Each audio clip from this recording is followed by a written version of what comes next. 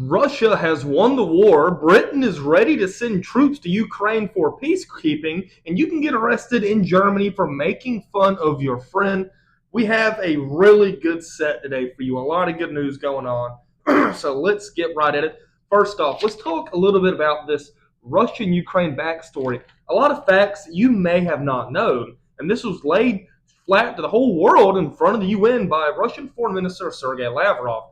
You see, back in 2014, the U.S. supplied a Ukrainian coup with $5 billion worth of weapons. Now, this was ultimately a non-violent attempt, but when you have millions of people at your doorstep with guns, you're not really going to try to fight back. So the Ukrainian already democracy got overthrown by the American democracy, and then since 2014, the Russians have been a little upset. Look, NATO's on their backyard. First off, let's denounce any war that ever can happen. Any war is bad war. But Russia isn't here to get Ukraine. Russia is here to get these four Russian ethnic regions in the Donbass that are 48% Russian. These are majority Russian areas. Remember in 2014 when the Russians occupied Crimea and that is now part of Russia, the world lost their minds. But they did nothing. Ukraine didn't fight back because that area is 75% Russian, by the way. Less than 10% Ukrainian, and they're gone long by now. So these Russian people in Luhansk and Donetsk, they've been fighting the Ukrainian government and military already for years. Actually, in January of 2022, a month before this war broke out, there was a protest in Moscow of the Russian people asking Putin to go help their Russian people in the Donbass region. And you know why they did this? Well, maybe let me just put some small tidbits out there. Number one, Ukraine banned Russian culture. What do I mean by culture? I mean banning books, actually burning books, banning music, banning the Russian language. They're not allowed to speak Russian in schools. It's not allowed to be taught. Russian history is gone. You remember the Soviet Union, which was a bad spot. The Soviet Union beat Germany in World War II on the Eastern Front. Ukrainians don't learn that. They learn some different type of history to where a lot of these kids growing up doesn't know about the Russian heritage. If you don't have a Russian family that's telling you that you are Russian and explaining you this is our culture, Ukraine doesn't want that, by the way, because they don't want the people to go, why am I a part of Ukraine whenever I'm Russian? Which is a big reason why these military occupied zones in East Ukraine that Russia, by the way, is in defensive mode, the people there are housing the troops. They're feeding the troops, not against their will, by the way, because these people protested to vote in the Russian election last year. And they did. They want to be Russian. And also, wouldn't you be a little upset if you're Russia and Ukraine and Zelensky's out here begging, I want nukes, I want nuclear weapons? Also, he warned that Ukraine won't accept decisions made without them about peace talks. Whenever Ukraine's losing the war, Russia doesn't want in the entirety of Ukraine. Why does Russia want Ukrainians? They don't. Russia wants the Russian people in the Ukrainian eastern portion, which, by the way, around 2018, they declared their independence from Ukraine. Not Russia, the people of those regions, which are Russians. They don't want to be part of Ukraine. Now, first off, denouncing any war. Russia should have never put troops in Ukraine. This should have been solved diplomatically.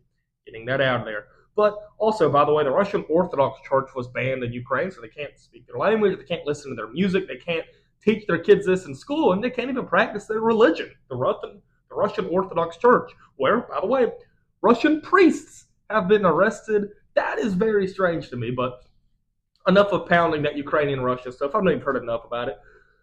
UK Prime Minister Keir Starmer, just when you thought the Americans and Russians were working on a peace deal, which they were in Saudi Arabia today, Marco Rubio and Sergei Lavrov had a great conversation, Ukraine decides to stoke the fire a little bit and say, we are ready to put troops on the ground.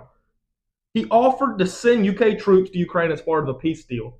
That is just asking for an issue. If the United States and Russia, the two world global superpowers, come to a peace deal, it's not going to be broken. Definitely over some Ukrainian land that the Russians don't even want anymore. So why does the UK want to put troops in Ukraine? It's really simple. He is begging for a stray bullet or an accident or to stage some type of invasion on the ground so that Britain and NATO can go after Russia. in a war that they know they're going to lose. So I don't understand why they want this. You know why they want this? Because of something called BRICS. Brazil, Russia, India, China, and South Africa. One of the world's biggest economic groups that Europe was left out of. Everybody knows the European Union, right? Well, they're not doing so hot. And because of this, and because the Russian economy is turning on the up end, and everywhere in Britain is, in the UK, and Europe is sucking, it's really easy to know why they want to drag Russia in another war, and they want to drag this war in Ukraine. You see, everyone wants to put troops in Ukraine. Nobody wants to put troops in Belarus. Nobody wants to put troops in Romania or Hungary or Poland that is on the border of Russia. It's all Ukraine because Ukraine is not a part of NATO. They're not in this big financial backing of Europe. The Europeans want Russia at war, but not with them. They want Russia at war with these proxy satellite states such as Ukraine, not Poland. The UK is not going, you know what, Poland, our ally, we're going to put troops on the border to protect you. No, we're going to do Ukraine because we want a war in Ukraine to keep in just destroying this Russian economy, which is actually doing kind of all right. But that's enough with that. We need to talk about this new German social media law. This new German social media law, I made a TikTok about it. Go check that out, Ethanlevinsz. If you prohibits the spread of, I'm reading it right here, prohibits the spread of gossip, threats, and fake quotes. Reposting lies online can also be a crime.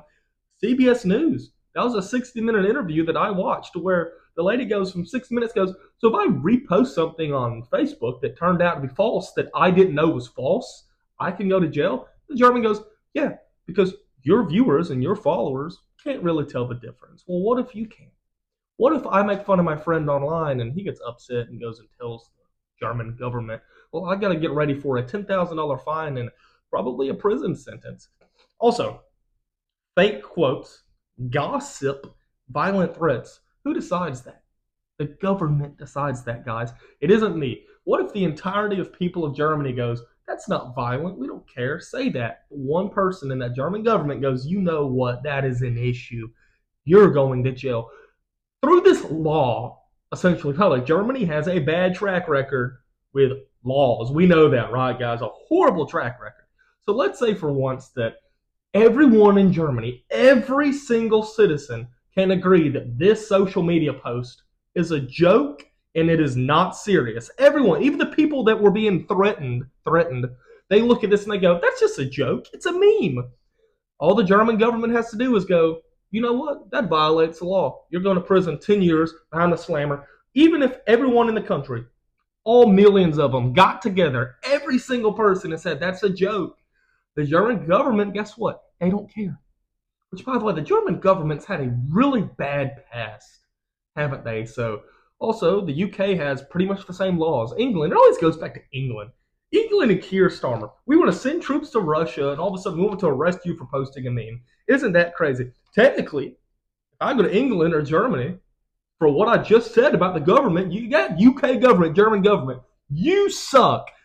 The German government, you have a bad past. You cannot tell us what to do. The English government, you have an okay past, but you're not going to tell me what to do. And guess what? German, UK government, you suck.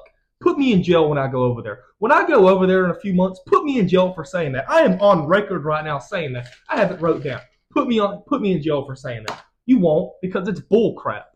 This law is stupid. You put immigrants in your country that you don't want anymore, and all of a sudden you're going to come at people like me that post stuff on social media highlighting it and telling you how wrong you are. That is ridiculous. It's ridiculous. And you want to prosecute countries like Russia that does the same thing, but all of a sudden you're the good guy. All of a sudden you're the good guy. I don't know. That's all for today. Make sure to follow all my socials. Pretty much Ethanlevinsz everywhere with a Z at the end. Facebook, Ethan Bates. Thank y'all for watching. Subscribe to the channel. Got a little fired up at the end there. I will see you later.